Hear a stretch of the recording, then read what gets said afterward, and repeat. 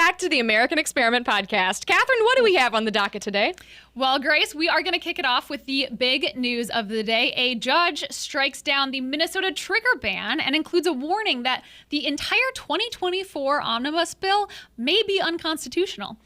After that, we'll touch on the shocking amount of money that Minnesota spends on welfare per person in poverty, followed by a new report that shows taxpayers paid for over 12 million phantom Obamacare plans.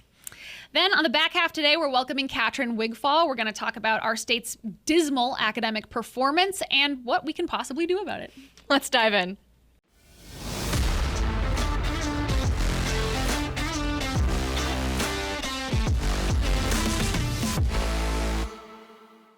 So yes, big news this week. A district court judge on Monday, yesterday, struck down a state law that bans what are known as binary triggers on guns. But it's all about the way that the legislators tucked the change into the massive omnibus budget bill that was passed at the 11th hour. I think it was like 3 a.m. or midnight. I suppose it had to be before midnight on Sunday of last year, right as the session was ending.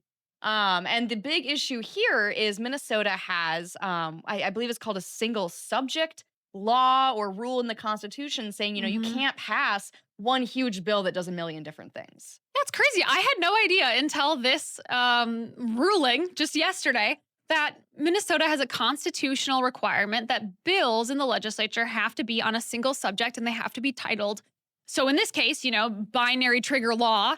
And then that is what follows. It's a single bill that everyone votes on, and the name's in the title. Instead, what they typically often do is, these super thick bills that they sneak through at night. It's impossible that everyone can read the final version. These kind of things that you just hate as like a voter and a taxpayer. Yeah.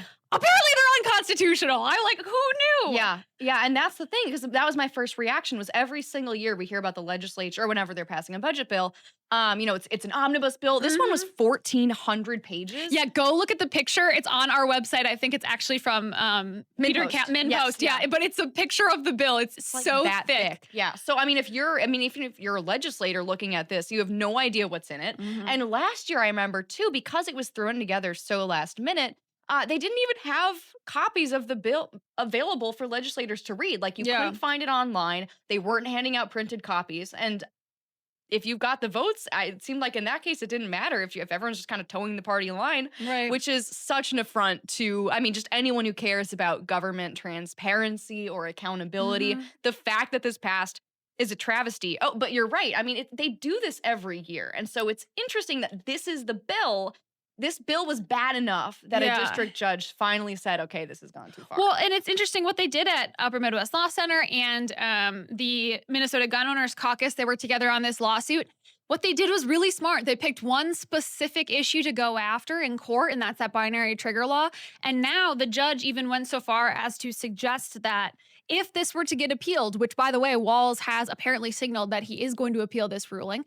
If it gets appealed, the appellate court, which I guess has more jurisdiction, has the ability to really repeal the entire 2024 omnibus bill, which would be everything they passed in 2024. Yeah, which is, I should find the list here because it covered everything from, healthcare to transportation. There's that paid family and medical leave program, that insane thing that like even small business like mom and pop shops have to follow and give their employees like insane amounts of paid time off. And it's one of those things that Minnesota legislators passed because it seems like such a nice feel-good thing. Like, yeah, of course, if you need to take time off and, take care of your family, you should be able to do that. But they don't think 2 steps ahead and say, okay, well, how does that affect the small businesses in our state? So yes, that was in there. Again, it was 1,400 pages. It increased penalties for straw gun purchases. It hiked the payroll tax that was funding the paid family and medical leave program. And again, this passed without anyone having read it because there were no copies of the bill available. That just seems in and of itself like it should not be possible. This is so crazy. This is like such a laws for ye, but not for us legislators who will do whatever we want, even if it's in the Constitution, that we can't do that. Yeah. And I thought it was interesting. In the Star Tribune interviewed a Supreme Court justice who is retired, who said basically, this is what this is what they often do. And they've often given them, for some reason, the latitude to do this to some degree, these omnibus bills to some degree. But this year in 2024 was just so egregious that he agrees that, something had to be done. WTF, am I gonna get that kind of treatment the next time a cop pulls me over and I'm like, listen, okay, it's not that egregious. I know it's against the law, but like, out of respect for me, can you not? Because that's what they say. Do I get that? That's what that guy said. He said they typically don't, or they have not in the past, struck down omnibus bills out of respect for the legislature. So, a separation of powers thing. Out of respect for me, the driver and taxpayer, can you not give me that speeding ticket? I would really appreciate it. I demand respect. 212 is a tough one this time of year. I'm already on one. I passed a cop speeding literally this morning. I was like, oh, I'm so screwed. We'll try that argument next time. Yeah. I'm going to. Yeah.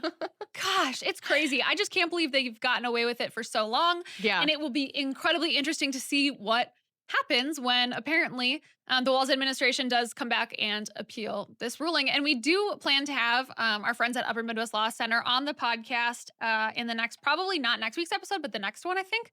Or the one after that. To do kind of a deep dive, because they were the ones representing the Minnesota Gun Owners Caucus. And so we can have, hopefully, the lawyer who actually, represented them in court, and he can take us through the case and talk about, I really what I want to know is, what does this mean? If it is appealed by Walz, and let's say that the whole bill is struck down, I mean, is that a special session? Do they need to go back and redo their big budget bill? Right. That's my biggest question.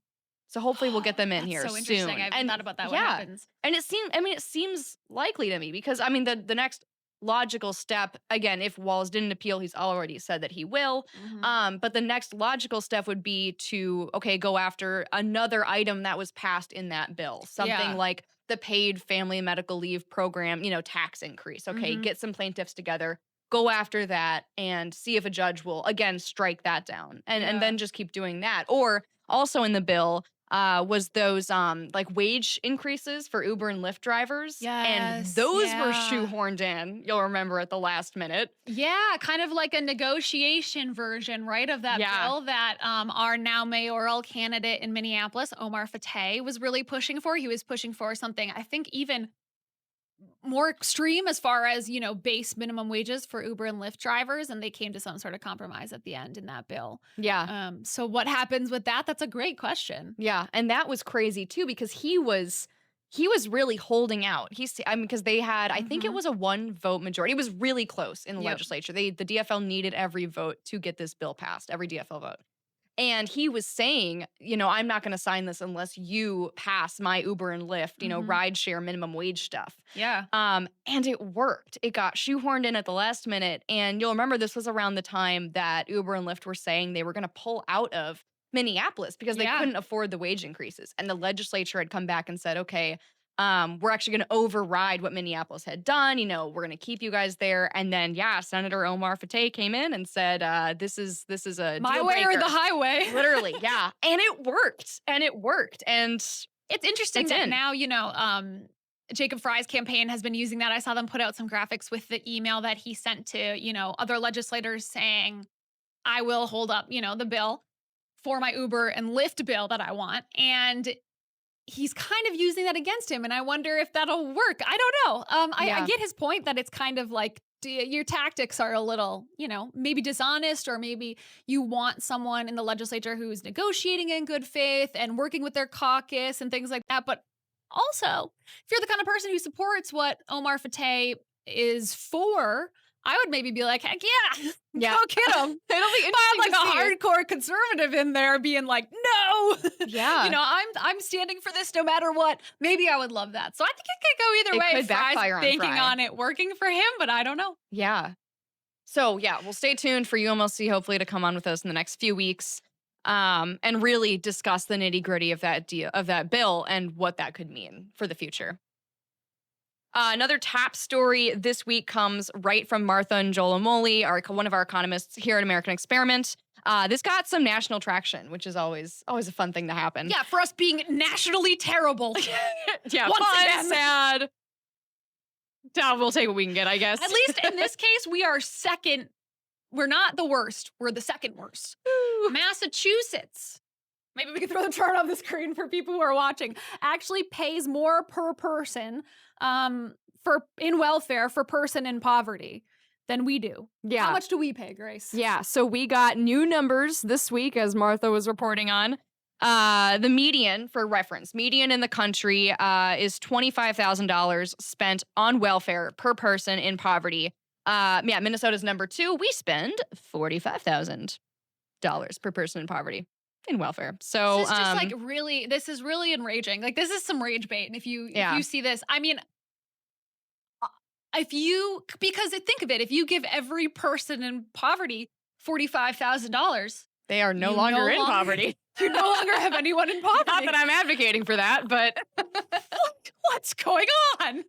It's ridiculous. And, Minnesota has one of the biggest welfare systems in the country. We are a very generous state by almost any metric. And this is a big part of why. And so when you look at the budget problems that Minnesota has had in the last couple of years, deficit, overspending, we're still in a structurally unbalanced budget right now. Welfare spending is the biggest driver of that. It is the single biggest item in the budget. And the other categories aren't even close. The second largest portion of the budget is elementary and secondary education.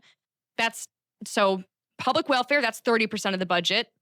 K through 12 education, that's 20%. It is a big drop. And I mean, then you get down into highways and roads, 8%. Higher education, 7%. Police, 3.5%. Higher education, let's bump that up down. I know. 7.2%. Brutal. Yeah. So, I mean, you look at our budget problems, this is what's driving it. I mean, it really is. And we could have a very healthy and generous welfare system and spend, $20,000 less per person in poverty like the rest of the country does.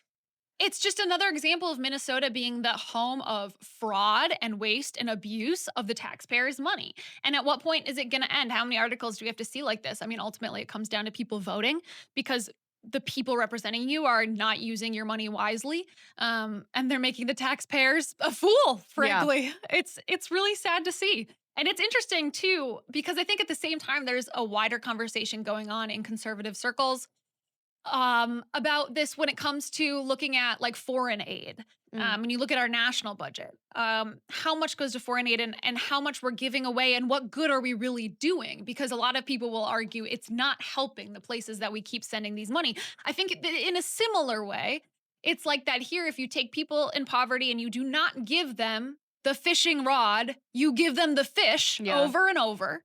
How are they ever going to move out from the position they're in? Yeah. At some point, we need to be doing things like focusing on work training, which is one of the things that actually in this last session, Democrats rolled back, was the work training program for people enrolling on welfare, helping them find a job. They rolled that program back and completely got rid of it. So it's things like that we obviously need to be focusing on if we want to steward the taxpayers' money well, and then also help people get out of poverty. Yeah. That's ultimately the goal. And if you continue to just give them the fish, I don't know how else to put it. Like, that's it. If you just continue to give them things and you never teach them how to make for themselves, they'll be stuck there indefinitely. And that is cruel. That's not kind. That's cruel. Yeah. Well, and bringing up the fraud and waste aspect of it. I mean, this is frustrating enough on its face that we're spending, so much more than basically every other state.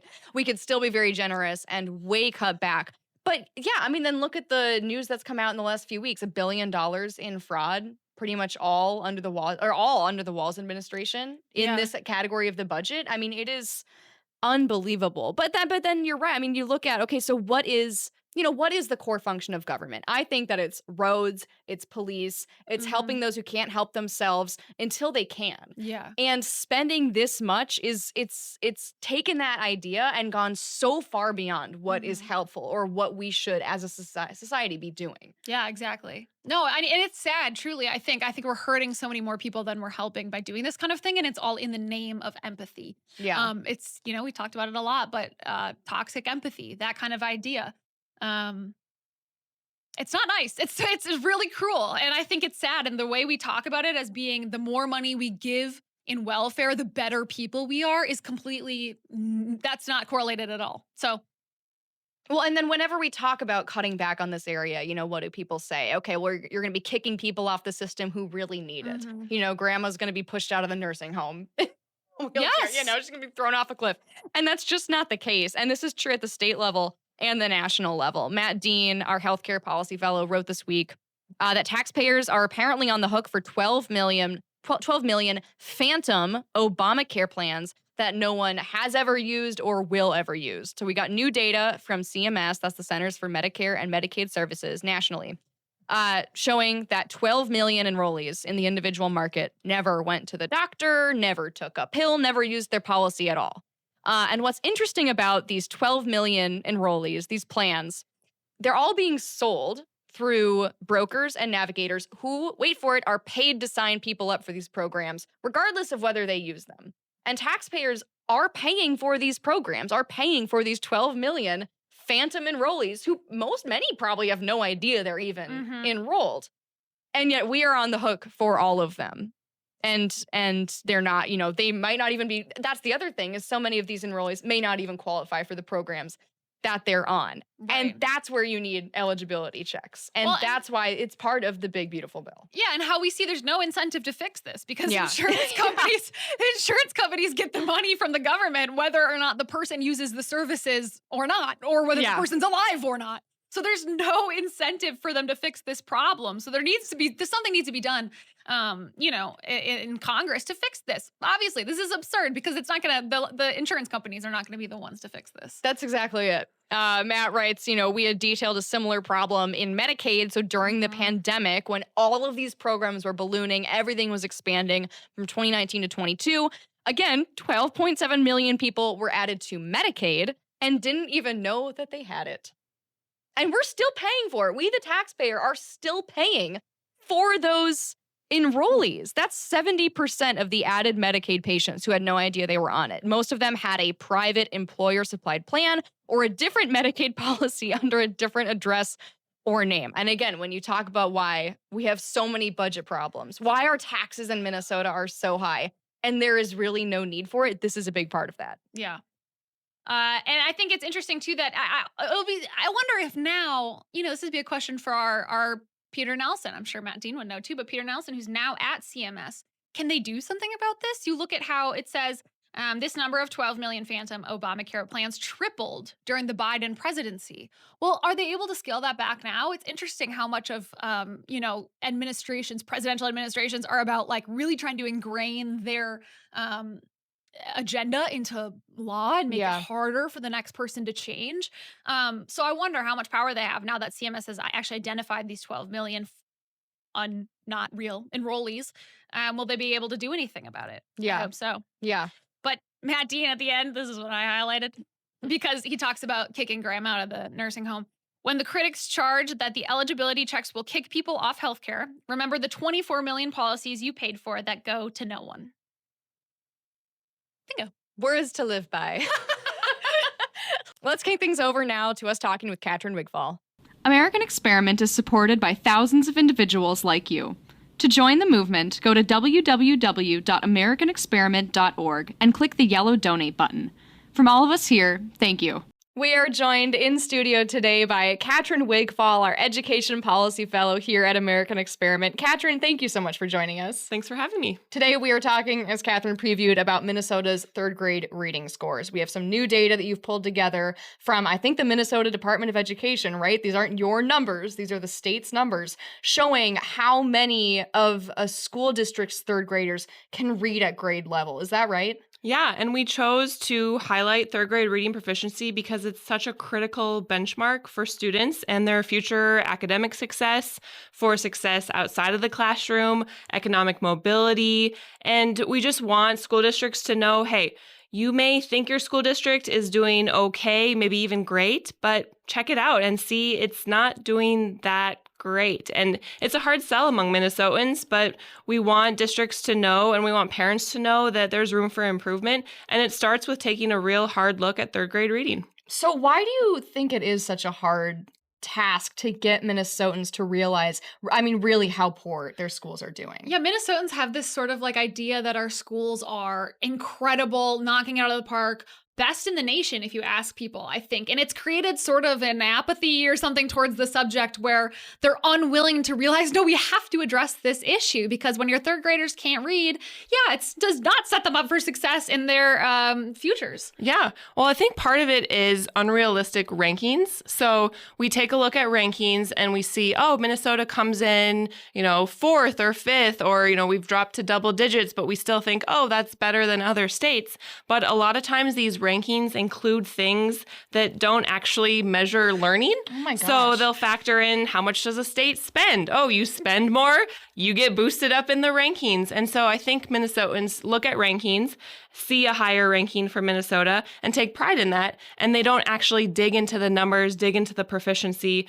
and see, well, what does that mean in terms of academic achievement, reading and math proficiency? And so rankings, I think, can skew Minnesotans' perspective of how we're actually doing within our education system. We talk about rankings a lot on this program because they often come out, and one Tim Walz will say, Minnesota, second greatest state in the nation. Yeah. And then you go into the, whatever nonsense article he's pulled out of somewhere, and it's like, they have the most bike lanes. And that's their key determining factor. It's so funny. So, yes. Well, speaking of, what he likes to point to, we have the highest graduation rate. And it's true. It's the highest it's ever been right now. But high school proficiency is also the lowest it's ever been. And so you think about third grade reading proficiency and its importance. If we are graduating high school students who aren't prepared for post-careers and post-secondary education, then that sets employers up for future issues. And so if you can't read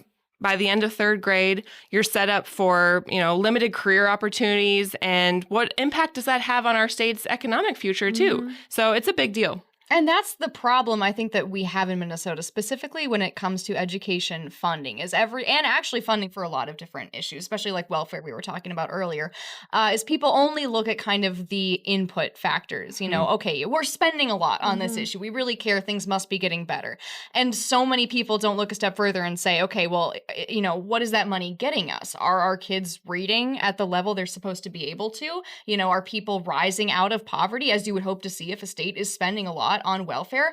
And typically the answer is no. We don't see a correlation between states that spend more and academic proficiency. Is that right? Yeah, absolutely. I mean, yes, there are states that spend more and outperform Minnesota, but there are also a large number of states that spend less and outperform Minnesota. Yeah. And we see that with Mississippi, a state that nobody wants to be compared to, especially when it comes to education. But they have proven over the years that how you spend money matters far more than how much you spend. And we see that particularly with reading. Third grade reading, they have risen in the ranks. They have shown the country that when you focus on third grade reading literacy, early reading literacy, you can grow students no matter how much you spend. And they spend far less per student, and they have really helped their students grow academically. They also have a third grade reading retention policy. If you don't read by third grade, they hold students back. And Minnesota doesn't have that as a statewide law.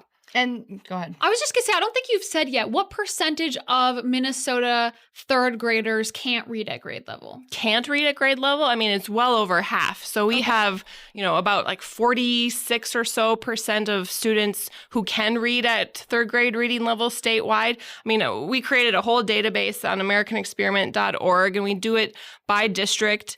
And, I can dig into your school specific level if you want, but it's really concerning. And, there are a lot of great teachers who are working really hard to help students read by the end of third grade because teachers recognize the importance of it.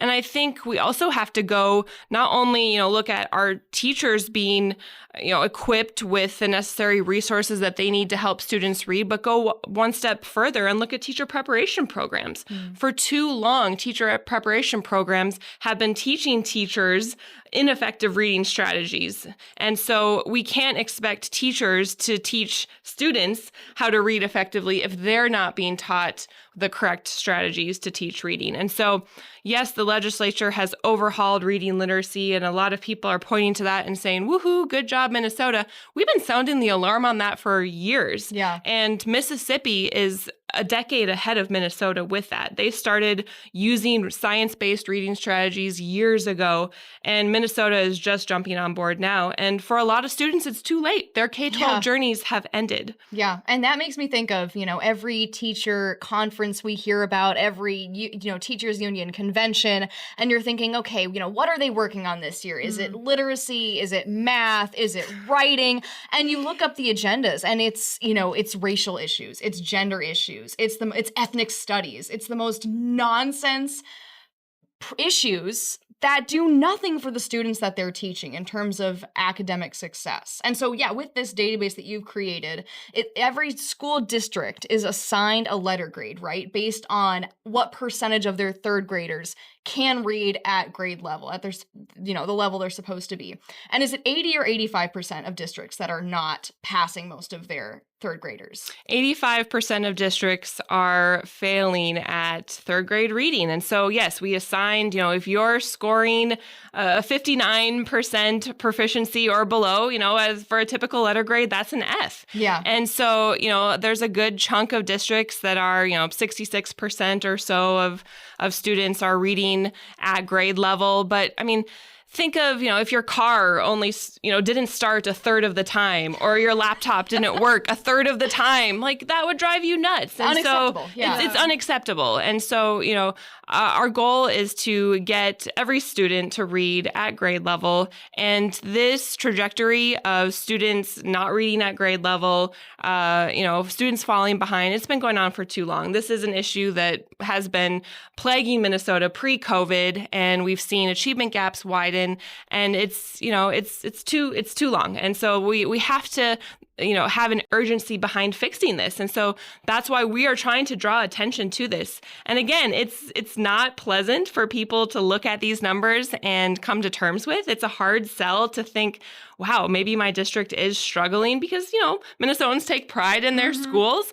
But if we really want things to turn around and we really want to do what's best for students, we have to come to terms that some of our schools and our districts aren't fulfilling the basic responsibility of providing students with basic reading skills. Yeah, and that's a problem. Again, we run into so often is people do take pride in their local school district. We poll this issue all the time in Thinking Minnesota magazine. And you might have a perception that, okay, the state schools or statewide our schools are, they're okay, but mine is really good. And so often that's not the case. And so we will be at the state fair this Saturday, August 23rd, right by the grandstand, and we are going to have a map of Minnesota up with a ton of school districts on there, and we are going to have our chart there, and you'll be able to tell us, okay, I live in Chaska. This is my school district. How are my schools doing? And, we can tell you what percent, whether your school district is failing or succeeding in terms of teaching third graders how to read. So come see us this Saturday at the fair. We're also running several big billboards in the area. So as you're driving in, when you're going to the state fair this year, you might see one of our billboards that says, 85% of our school districts in Minnesota are failing at this. So that'll be very exciting. Come by and see us. But then the other half of this too is, okay, so clearly Minnesota schools have a problem. Our third graders can't read. 50% of our kids can't read or do math at grade level. What's the solution? At American Experiment, one of the big solutions we're pushing is school choice. So tell us a bit about 7K for Kids and, of course, our fun run in September. Yeah, absolutely. So 7K for Kids is a multi-year effort, and we want to bring education savings accounts to Minnesota.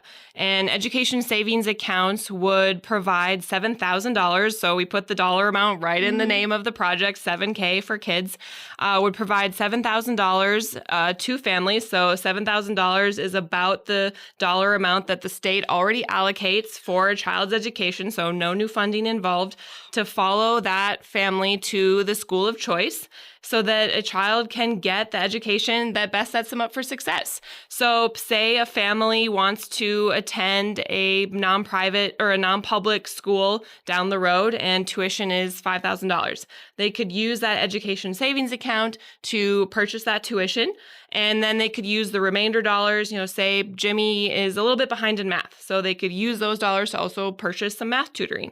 Or maybe Jimmy needs some speech therapy. They could use those dollars to also purchase speech speech therapy. Or maybe Jimmy's school doesn't offer Spanish class and Jimmy really wants to learn Spanish. They could use those dollars to purchase a Spanish class from the local public high school because they really like Mrs. Johnson, who teaches the Spanish class at the local public high school. So it's really a neat opportunity for parents to truly customize their child's education and get a variety of educational services that best set their child up for success. It helps emphasize a decentralized education system, and it's just a neat opportunity to make sure that a child gets exactly what they need. And we can't offer that in this current centralized monopolistic education system in the state. And so through our fun run, we want to show exactly what a 7K ESA would look like. So we're doing a raffle that will give away a $7,000 scholarship. How would $7,000 change your child's education? And so for people who attend, you don't have to win the 7K to win this scholarship. But if you come, you show up, you enter the raffle, you can find out all the rules on our website. You could win a $7,000 scholarship and gift it to a student, change their education journey. And we want to show that this would change a number of students' lives in Minnesota if we can get it across the finish line and get it passed. It's just such a crucial thing when you have kids who are stuck in these school districts and these schools where over a third of the students aren't being taught how to read in third grade. You think about that. And I know a lot of people will criticize people on the right in Minnesota for just complaining, like, oh, you guys just complain about how bad things are in Minnesota. And Grace and I do sometimes, on our podcast, complain from time to time about how bad things can be.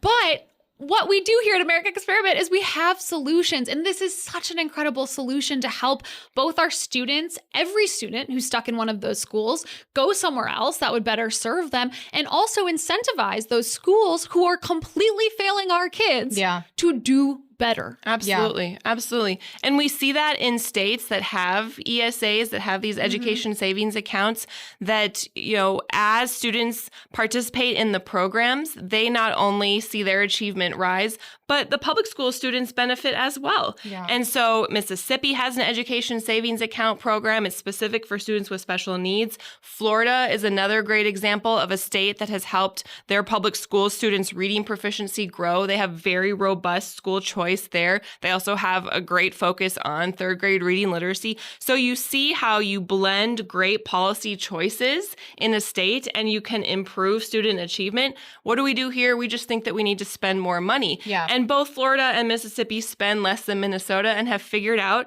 that policy decisions matter and how you spend those dollars matter. And Minnesota needs to take note. We can learn from these states and help students do better. Yeah. And as a conservative, I mean, really, school choice should be one of your biggest issues, I think, because I believe that I will do a better job, knowing what's right for my child, cultivating the education that I want for my child than the government. And every family should get the opportunity to make those choices for their children, not just people who can afford to send their, who can afford to homeschool or send their kids to a private school. Everyone should have the chance to decide that for their family. Especially as things like the ethnic studies mandate come into our schools. We're going to talk to Kathy Kirsten about this, and I think we'll do it on our next podcast. But this ethnic studies mandate is just political indoctrination being pushed into K through 12 schools.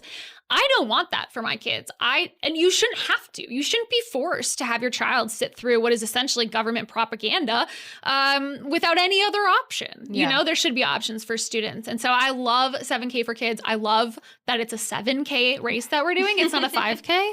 It's a 7K. We're going the extra mile for kids. Which is so funny. Good job, communications department. Thank you. I think it's not mine. I wish it was. Yeah, I think it was Bill Walsh's, which we hate to give him the credit. I know. Sometimes he gets it. But yeah, come out. You can go to americanexperiment.org/events to sign up for the race.